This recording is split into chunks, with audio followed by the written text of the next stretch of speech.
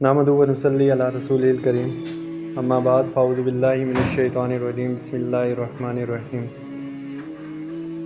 قال اللہ تبارک و تعالی فی القرآن المجید بسم اللہ الرحمن الرحیم یاسین والقرآن الحکیم انک لمن المرسلین علی صراط مستقیم تنزیل العزیز الرحیم لتنذر قوما ما انذر آباؤهم فهم غافلون صدق اللہ العظیم قال رسول اللہ صلی اللہ علیہ وسلم خیرکم من تعلم القرآن وعلمہ او کما قال علیہ الصلاۃ والسلام اللہم صلی علی سیدنا محمد وعلی آل سیدنا محمد وبارک وسلم اللہم صلی علی سیدنا محمد وعلی آل سیدنا محمد وبارک وسلم اللہم صلی علی سیدنا محمد وعلی آل سیدنا محمد وبارک وسلم۔ آج کی جو آیات مبارکہ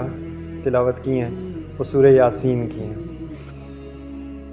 سورہ یاسین جسے قلب قرآن بھی کہا جاتا ہے۔ سورہ یاسین کو کیا کہا جاتا ہے؟ قلب قرآن، یعنی قلب قرآن اس لیے کہا جاتا ہے کہ اس میں موسٹلی جو چیزیں ہیں وہ آخرت کی طرف ہمیں رجوع دلاتی ہیں، ہمارے ایمان سے متعلق ہیں، اور آخرت کی طرف جو چیز ایمان کو بچاتی ہے نا وہ خوف خدا ہے اور آخرت پر یقین ہے۔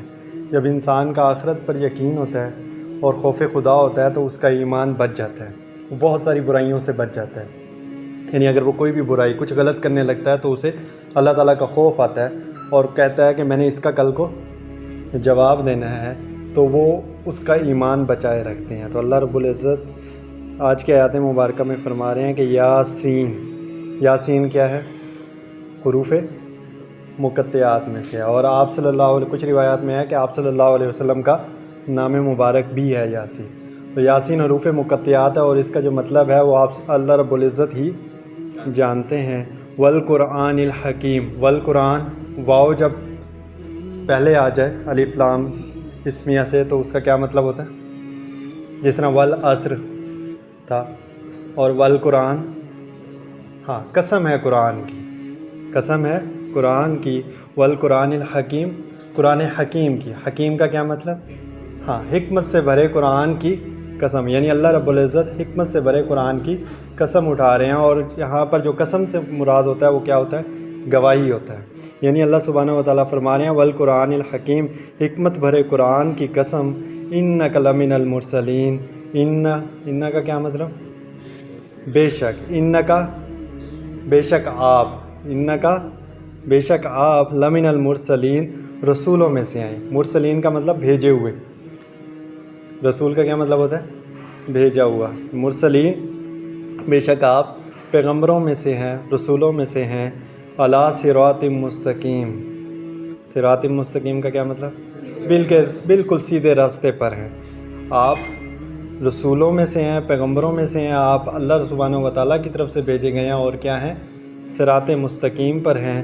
تنزیل العزیز الرحیم، اور جو کہ جو سیدھے راستہ ہے وہ کیا ہے؟ نازل کردہ ہے کس کا؟